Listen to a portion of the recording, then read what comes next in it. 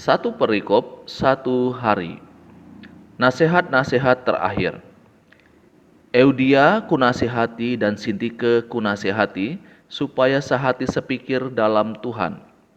Bahkan kuminta kepadamu juga, Sunsugos, temanku yang setia, tolonglah mereka, karena mereka telah berjuang dengan aku dalam pekabaran Injil, bersama-sama dengan Clemens dan kawan-kawanku sekerja yang lain, yang nama-namanya tercantum dalam kitab kehidupan. Bersukacitalah senantiasa dalam Tuhan. Sekali lagi kukatakan, bersukacitalah. Hendaklah kebaikan hatimu diketahui semua orang. Tuhan sudah dekat.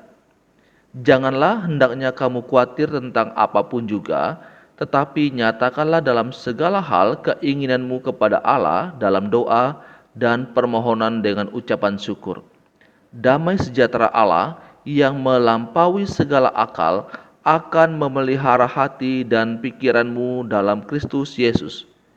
Jadi akhirnya, saudara-saudara, semua yang benar, semua yang mulia, semua yang adil, semua yang suci, semua yang manis, semua yang sedap didengar, semua yang disebut kebajikan dan patut dipuji, pikirkanlah semuanya itu. Dan apa yang telah kamu pelajari dan apa yang telah kamu terima dan apa yang telah kamu dengar dan apa yang telah kamu lihat padaku, lakukanlah itu. Maka Allah sumber damai sejahtera akan menyertai kamu. Saudara-saudaraku yang dikasihi oleh Tuhan Yesus Kristus, kembali lagi dalam pasal yang keempat, Paulus memberikan nasihat-nasihat kepada jemaat yang ada di Filipi. Mari kita perhatikan pada ayat yang ke-8.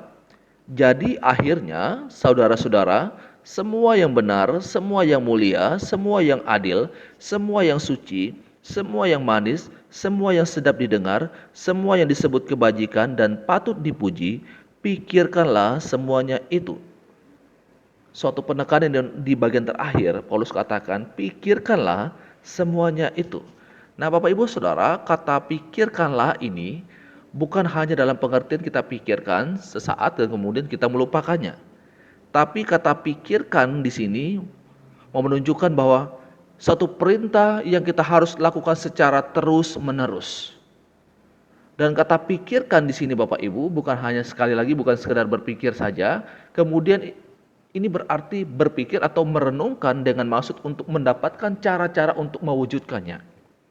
Misalnya kalau kita memikirkan untuk mau berdoa, maka kita tidak hanya berhenti sampai memikirkannya, tetapi kita harus berupaya memikirkan bagaimana caranya untuk supaya kita bisa berdoa. Bagaimana caranya supaya kita tidak terganggu dengan kebisingan yang ada di sekitar kita. Supaya kita bisa punya waktu doa yang khusus. Nah, kita kemudian mulai mengatur waktu, mengatur tempat yang khusus, atau tempat yang mungkin jauh dari kebisingan orang-orang, agar kita bisa berdoa dengan fokus kepada Tuhan. Jadi kata pikirkanlah ini berarti memikirkannya secara terus-menerus dan kemudian merenungkannya dengan tujuan untuk mendapatkan cara-cara mewujudkan hal tersebut. Karena di dalam bagian ini dikatakan semua yang benar, berarti kita memikirkannya secara terus-menerus. Semua yang mulia, semua yang adil, semua yang suci, semua yang manis, semua yang sedap didengar, semua yang disebut kebajikan dan patut dipuji. Paulus katakan, pikirkanlah itu secara terus-menerus.